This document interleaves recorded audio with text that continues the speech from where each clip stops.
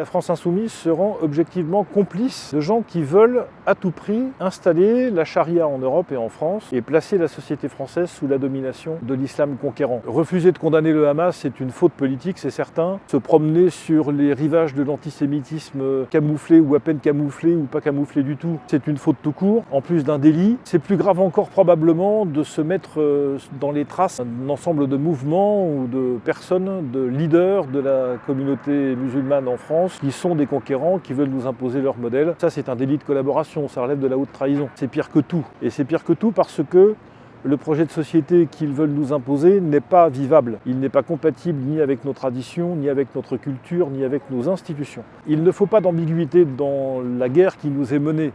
Lorsque le président de la République espère que le conflit israélo-palestinien ne s'importe pas en France, il faut peut-être lui rappeler qu'il est importé en fait depuis des années, voire des décennies, et que nous en pâtissons tous les jours. L'urgence est de considérer l'islam conquérant pour ce qu'il est, c'est-à-dire un ennemi à qui on fait la guerre et à l'égard duquel il ne peut y avoir aucune espèce de libéralité, ni de conciliation, ni de négociation.